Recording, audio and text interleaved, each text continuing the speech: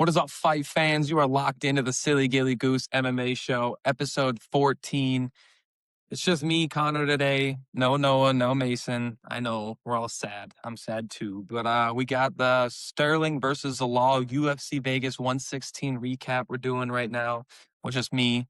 Just can't say we. But yeah, it was definitely the most underwhelming card of the year for sure. 13 fights, only had 2 finishes. Some good fights though, but not a lot of fun. But let's get into it. Our first fight of the night was Talita Alencar versus Julia Polastri in the women's strawweight division. Alencar got it done by unanimous decision on all 3 judges' scorecards, and it actually wasn't that bad of a fight. They were kept it on the feet pretty much the entire fight. Alencar used those takedowns at the end of each round to really secure those first 2 rounds for her, even though I thought Polastri kind of stole the first one, but Alencar stole them with those takedowns and then, got the first 2 rounds, and then the judges gave Polastri the last round. But yeah, great win for Alencar. It was a great fight to start the card. Getting into the next fight of the night, we had Max Griffin versus Victor Valenzuela.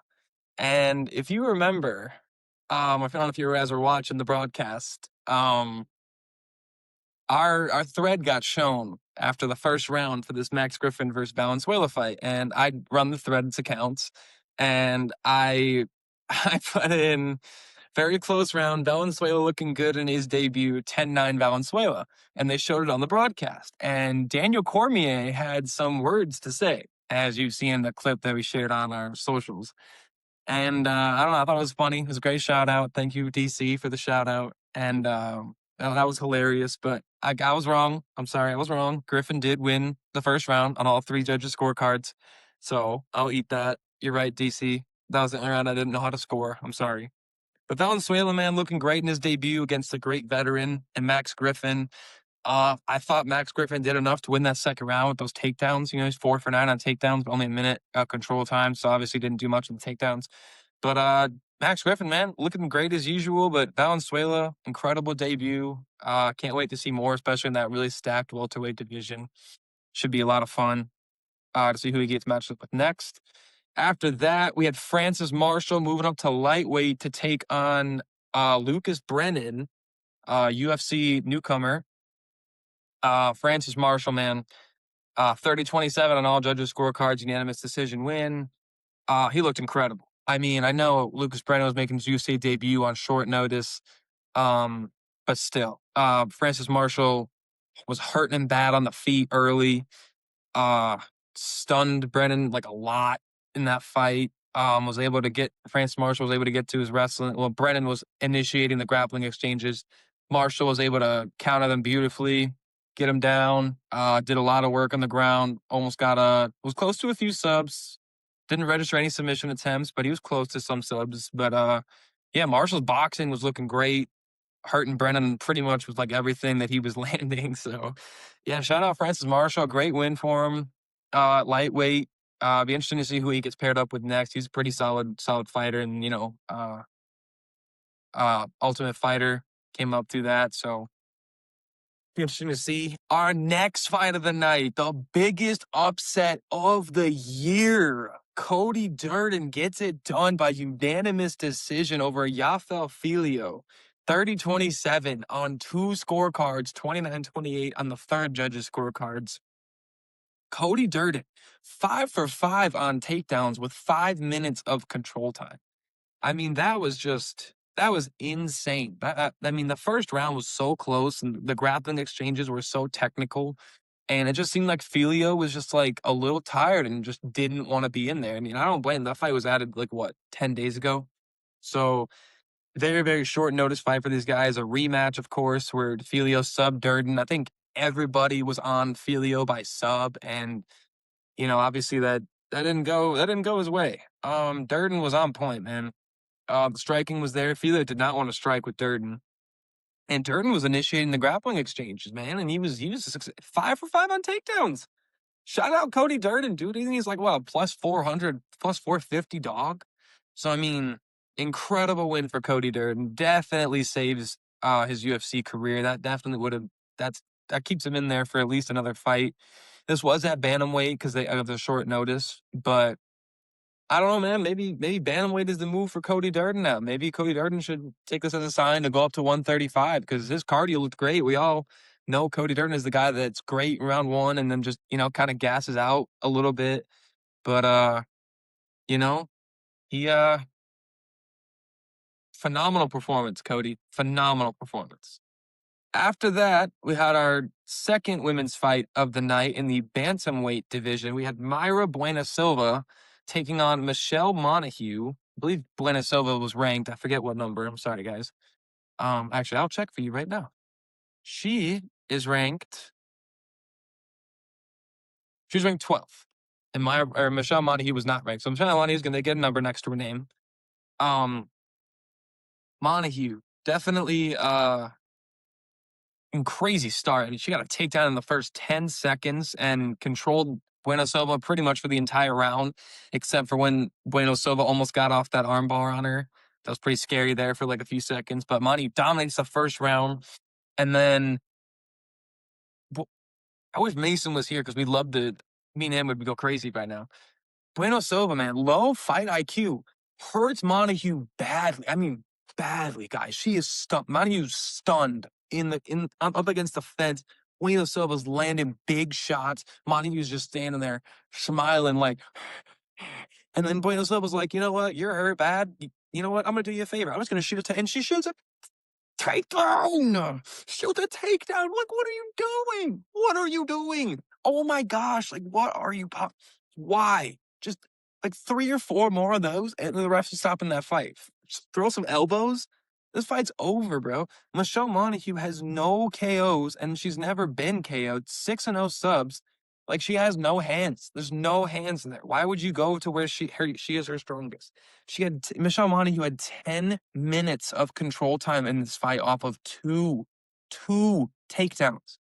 Why are you shooting a takedown on somebody like that after you have them hurt? You have her hurt on the feet. She's standing. Why are you going to where she's going to become the strongest and she has time to recover? And then, obviously that gives her time to recover and she comes out in the third round, gets that second wind, and she just comes out on fire and, does her thing in the third round. And Bueno Silva cost her the rankings. We saw her crying at weigh-ins. I mean, I don't know what's going on with her, but I hope she's all right. But just low fight IQ, man. It's just frustrating to watch. We've seen that a lot lately, just fighters hurting people and then immediately going for a takedown. I think it worked with like one person. One person did it successfully. I forget who, but somebody just did it recently. And, actually right here in this fight, it kind of worked here for Jackson McVey in our next fight. Jackson McVey versus Dumas, middleweight fight. This was actually really surprising. I know Dumas was the underdog, but man, I really thought that like he was gonna come out and be ready for that aggressive McVey clinch game plan, and he just everything McVey hit him with, it looked like just hurt him. Like every punch, he was like, oh, snap, and just oh man, Jackson McVey, he looked incredible. Love his fight style. I wish he was at 170 because I think him and Alexander Gustafsson have like the same fight style. They just want to push up against the freaking cage and throw knees. And I think those two it'd be a fun fight it'd be a good just bar fight. But yeah, shout out Jackson McVey, man. Incredible win after fighting Zach Reese on short notice. Definitely helps him stay in the UFC. I know Dumas just posted something about him going down to 170. He did weigh in at 184, which is, I know doesn't sound like it's small, but that's pretty small for, if you're under the weight limit by 2 pounds, then you definitely need to be moving down in weight. And yeah, great fight. Jackson McVey gets it done by the Darce choke in round 1 after a controversial no stoppage. That ref should have stopped it, man. That was the ref definitely seemed like he had Dumas money line. I think it might have been Herzog who was reffing that. But yeah, it was weird because everyone who had TKO, like they've had TKO, is probably so angry because that was like, why are you not stopping this fight? And then Jackson McVey's like, all right, fine, I'm just gonna Darce him. And then that Darce was so tight and just so perfect and beautiful. And there was no getting out of that Darce choke for Dumas, and just a great win by McVey. And then after that, after that fight, we had another middleweight fight. Ugh. We had Hidalgo Vieira versus Eric McConico. Hidalgo Vieira came out guns ablaze. I think he stunned. I think he knocked down McConico in the first 10 seconds. He just came. He walked right across that cage. Bam! Slapped him. That was a loud right. And oh man, McConico got hurt bad. And shout out to McConico, man. You know, he's got 8 kids to feed. He knew it too. He channeled that inner dad strength and came out those last 2 rounds and really just really defended the takedowns of Vieira great. Defended 11 takedowns out of 15. Just looking great. He had 2 takedowns of his own, 2 for 2 on takedowns of his. His striking was on point. He just, you know, he was caught off guard by that initial attack. I think everybody was caught off guard by Hidalgo Vieira getting a knockdown. That was surprising. I was like, oh my gosh. But I honestly I had Eric McConico win this fight. I did not think Vieira was gonna win this fight. I think he was like neg 250, neg 260 favorite. Thought that was way too big of a line for him to do. And, you know, McConico proved why. And I'm really glad. I really like Eric McConico, bro. He's a really good fighter. And I'm excited to see him stay in the UFC. Maybe even see him fight Jackson McVey. They just fought on the same card. Both just had great performances, but who knows? Who knows how banged up McConico is? But man, that could be a fun fight at middleweight. You know. And then those were the prelims. You get into our only one finish on the prelims. Yeah, one finish on the prelims. One finish on the prelims, and this first fight here on the main card was our only finish on the main card. Ryan Spann getting it done by knockout in the second round here. And man, Marcus Buchecha is not good. Jiu-jitsu does not translate to MMA. You can be the greatest jiu-jitsu guy in the world, and he is at his weight, and he's 5-3-1 now in mixed martial arts, moving with a UFC record of 0-2-1. Just disappointing, man. Just disappointing. Like, you know, we need some prospects at heavyweight. And Ryan Spann, I'm sorry, but he is just not. He's not a viable prospect at heavyweight. You know, I mean, he's been in the UFC since 2018.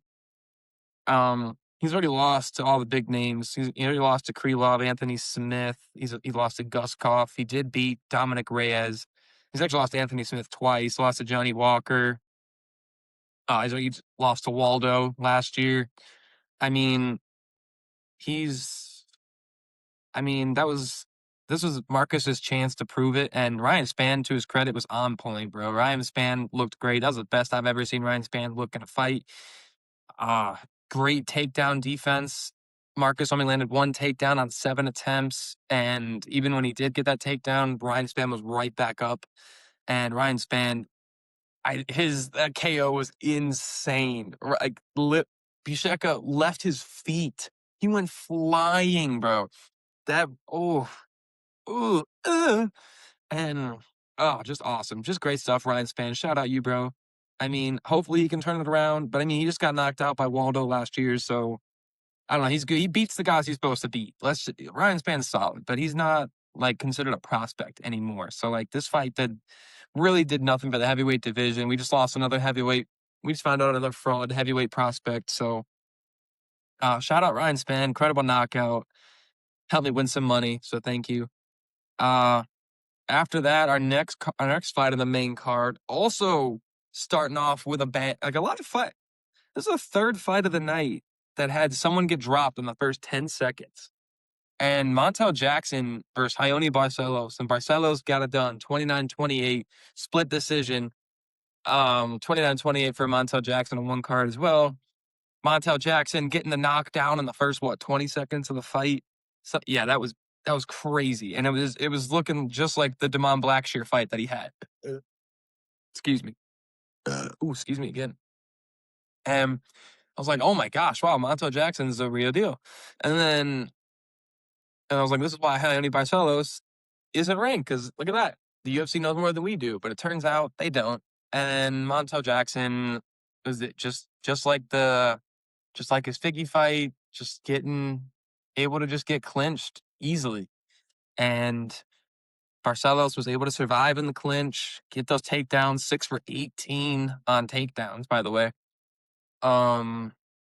Yeah, I mean, this is a case of just control time versus damage. Montel Jackson was definitely landing the more damaging strikes um in there. Barcelos was able to get a takedown late in round one and get some nice damage off, but that knockdown early still just gave Jackson round one. And then I guess Barcelos just took those last 2 rounds and yeah, and then round two, Barcelos did get really deep on a rear naked choke. I forgot, but yeah, those last 2 rounds he did get pretty deep. But I don't know, Jackson was doing so much damage on the feet. That's a tough one to score. The judges are never always on the same page, and I don't know. I think I did give it to I gave it to Barcelos. I said it was going to be split, and I said Barcelos. So yeah, this was a good fight. This is a great fight. You always got to have those striker versus grappler matchups. They love those, but they're really necessary to determine if a fighter's a fraud or not. Like we need those fights from those guys to see if they can hold up in every area of fighting. Unless they're good enough to where they get Dana White privilege and then they don't need to fight grapplers. Those strikers can just fight really bad strikers and get favorable knockouts and highlights and boost their way up to a title shot. But no, Montel Jackson's had to really go through it here his last few fights with these grapplers. So Montel Jackson needs to work on that grappling and he could be a title contender. But he's getting old, so who knows? And then after that, our next fight on the main card was Davy Grant versus Adrian Luna Martinetti. And this fight was a banger. Banger fight. Davy Grant, 40 years old, coming out, looking incredible, dude. Getting after it with the legs, attempted 65 leg kicks, landed 61 of those, dude. Are we serious? He landed like, oh my gosh, that is insane. And he was those calf kicks early, just damaging that calf of Luna. And y'all remember Luna from his war on the Contender Series with Mark Vologden. That was just an absolute war. But looking at this fight with Luna not even being favored against a 4-year-old Davy Grant, you kind of had a feeling Davy Grant was going to win this just because of how much damage that Luna took on that Contender Series fight. Yeah, it was a great fight, but when you're taking that much damage, you're not gonna hold up well against someone like Davy Grant, and he showed us why. And this felt like the freest money line of the night. Honestly, at neg 120, great value. Um, the legs, man, just going after the body, going after the calves, just hurting him bad, dude, just hurting him really, really bad. Shout out to Luna for taking all that damage and still walking forward. And yeah, and Luna was going forward the whole fight. I mean, shout out Adrian Luna, man. He's a dog, but he needs to work on not getting hit so much. He has gotten hit so much in his Contender Series fight and in this fight. He needs to work on his defensive striking for sure. But I love his fight style, man. I hope we see them again soon. Davy Grant still has it. Luna's an interesting prospect, and hopefully, maybe even him and Vologden just get a rematch. Maybe they should just rematch those two. But no, great fight. I forgot to look up the performance awards before I started this, but if that wasn't fight of the night, it probably should have been fight of the night. After that, we had Rafa Garcia taking on Alexander Hernandez. And Rafa Garcia gets it done, unanimous decision, 29-28 on 2 cards, 30-27 on the other judges' scorecard. So incredible performance from Rafa Garcia. I didn't see anybody on Twitter, Instagram, Threads, nowhere taking Rafa Garcia. I never saw one person in saying that Rafa Garcia was a lock or like he was going to win this. And we all should have known better after Hernandez's betting scandals and stuff. Because I believe he opened as like a neg 200 favorite on this fight, 2-1 favorite. And it dropped down to a pick'ems almost instantly after the lines dropped. And that should have been nobody took this as a red flag. We're all like, oh, Alexander Hernandez, great value. Let's put him in the parlay without even thinking about it. And, his last fight with Michael Johnson got canceled because of all the money that was coming in against him in that. So, but shout out Rafa Garcia, dude. Great fight style. Was walking Hernandez down the entire time, landing huge shots. Had that crazy, crazy slam takedown in round 1. That was awesome. Picked him up over his shoulder, freaking threw him down. And it was very clear who was going to win the fight after that. I mean, my confidence would be destroyed if someone did that to me. Like, that was insane. I mean, and, he's on part of that Bloodline team. That Bloodline team is crazy, dude. Rafa Garcia, Danny Silva, Larry Ann Douglas. We need to watch out for those 3. They're coming. And, Cub Swanson is their coach, who just had his retirement fight 2 weeks ago. Shout out Team Bloodline. Shout out Rafa Garcia. That was an incredible fight. This was a candidate for fight of the night as well. Yeah, Hernandez didn't really turn it on until the 3rd round, and his 4-fight win streak comes to an end. And shout out Rafa Garcia, man, he looked incredible, and especially in a stacked lightweight division. He's coming off that TKO versus Jared Gordon. Does have a loss to Grant Dawson, so he might not get a ranked opponent just yet, considering how stacked 155 is, but. He's going to get someone really good, someone that'll get him into the top 15, or could get him a top 15 fight after his next win. But I don't think he's ready for the top 15 just yet. Getting into our co-main event of the evening, we had my girl, Jocelyn Edwards, number 11 ranked women's bantamweight versus Norma Dumont. Jocelyn Edwards getting it done on all 3 judges' scorecards. 29-28 on 2 of them, 30-27 on the other one. Man, my girl Jocelyn came to play. The instinct is to say Jocelyn, but they were saying Jocelyn, but now I'm confused because I always called her Jocelyn, so I don't know now. But we're gonna just switch back and forth as I remember it and forget it. But my girl Jocelyn, dude, oh my gosh, she's so good. So much power in her hands, dude. When she lets her hands go, dude, she was throwing those nice 3-4 combinations there in that first round, and it was just insane. You could just see the vibration of the back of Dumont's neck just moving. That's how hard she was just getting hit. And shout out Dumont for not getting put out. There was a few combinations that Edwards landed that were just dirty that I'm like, how is Dumont still standing after that? And dude, Jocelyn is an animal. Taking on the number 3 ranked women's bantamweight, just beating her like it's nobody's business. I mean, Edwards landed more damage in the first round. Dumont was able to get her down. Not credited with a takedown for some reason. Must have just been a slip or something. I don't know how that works.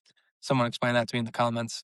And then, she was on top. Jocelyn Edwards had a beautiful reversal, and I mean a beautiful reversal. You just full mount, and she just lifted her legs up and just rolled back, and she was on top. Now it was insane. I can't even explain it. So I don't do jiu-jitsu, but jiu-jitsu guys, you know what I'm talking about. That was just insane. And then, Edwards finished right on top, landed some good ground and pound there at the end of that first round. Clearly won that first round, for sure. And, second round came out looking tired. Edwards was looking tired, bro. It was really disappointing. And I was like, oh no, maybe she's not ready for this big step up. Dumont was laying on the feet. The second round was mainly on the feet, surprisingly. I thought there was going to be a lot more grappling in this fight. But no, both ladies were comfortable on the feet. And Jocelyn Edwards, man, she was finding more comfort on the feet. And I think that was Dumont's downfall, was not grappling more. Because at the end of the fight, she really did think that she had won this fight. And, I don't blame her. But she also didn't do enough to win it. Because, she won that second round very clearly. And she probably thought she won that first round with that takedown. But that reversal from Jocelyn was too deadly in that first round. And then in the third round, Jocelyn Edwards got a freaking second win, man, and started cooking. She was cooking, put on a clinic, hurting Dumont badly. And she definitely won round 3. That was the most clear round of all of them. was Yasin Edwards for round 3. She was just pouring it on in round 3, and I'm surprised she didn't get a finish at all in this fight. But nah, she'll be in the top 5. Could be number 3, could be number 4, either later today or tomorrow. So, she's in perfect position now to get a title shot or fight someone to get to a title shot. So, and that's been our favorite female fighter. Shout out Carlos Protest as well. But that's our favorite female fighter. So we're moving on. We're moving on, baby. Moving on to our main event of the evening. A banger fight we had. A banger main event. Aljamain Sterling, number 5 ranked featherweight, gets it done by unanimous decision, 49-45 on all 3 judges' scorecards against number 7 ranked Yusuf Zalal. And wow, this was a lot of fun, man. I mean, I'm a sucker for these good grappling matches. I know a lot of casual UFC fans and other other higher levels of casual fans love this stand and bang and just violence and blood, but it's fights like these that really make you appreciate MMA. Aljamain Sterling is just one of the best grapplers we've ever seen in the sport, and he put it on display tonight. I mean, they're both looking good with their jabs early on. Zalal's jab was looking really, really good to start, and it looked like Sterling didn't have like a plan for it. He was just got eating a lot of jabs from Zalal there to start this fight.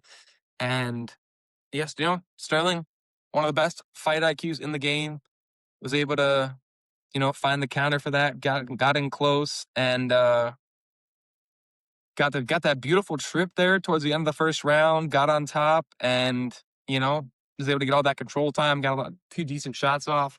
He had 220 total strikes, and only 46 of them were significant. So that just shows you like how much damage he was doing on the ground. He was staying active on the ground. Like people say, oh, he's boring. He hit him 170 times on the ground. Like, he's not just holding him down like Raul Rosas. Like, go look at Raul Rosas's numbers compared to Sterling's numbers. Like with total strikes, and you're going to be surprised because Sterling loves to stay active, and it really showed in this fight. And second round again, he comes out with a beautiful takedown, takes the back of Zalal, almost gets the rear naked choke in round 2, and round 3 was Zalal's best round. Definitely won the round for Zalal. He actually almost got a choke on Zalal. He almost got a silly gilly on Zalal. That was a little scary for a second there. But yeah, no, Zalal took his back, man. That was impressive. He had the triangle locked, and he almost got the rear naked choke, almost had a silly gilly. So I mean, Zalal was looking good in that third round, and it looked like Sterling's cardio might wear out, and then round 4 started. And then round 4 started. And Sterling ran forward, stunned him, and just, oh my gosh, just dominated. It was a 10-8 round on all 3 judges' scorecard. Like it wasn't even close. Stunned him right away. As soon as the bell rang, he was already in Zalal's face. Like you might have to go back and like as soon as the bell gets done ringing, he's already across the octagon and he's already hit him once.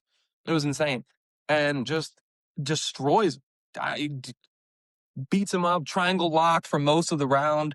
Zalal almost gets a rear naked choke, and then Zalal gets out of it, is able to stand back up with like 30 seconds left. But, at that point, it's just not enough. And then they're just clinched up against the cage, and Sterling gets a lot of damage off on him against the cage. Yeah, and then the 5th round, Zalal just didn't look like he wanted to be there anymore to start that 5th round. He looked like he was ready to give up. And Sterling had a few opportunities there in that 5th round to get a choke, had his arm under the chin, but wasn't locking it up.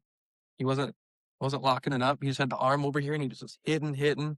Wasn't locking up the choke how he should have. And I don't know. Yeah, great performance by Sterling. Zalal definitely looked like he was ready to quit. And dude, Sterling still got it. Incredible performance from Aljamain Sterling. Incredible performance from Zalal. His grappling is really, really, really sound. It's really up there. He's going to still be a problem in this featherweight division for sure. I don't think. Okay, what's next for Aljamain Sterling? I don't think he deserves a title shot. He's number 5, beats number 7. Cool. Yeah, your company man fighting back. Thank you. Having your fight moved to this card as the main event. Just like he already lost to Mobzar, and if he jumps Mobzar for a title shot, that is just the most disrespectful thing the UFC could possibly do.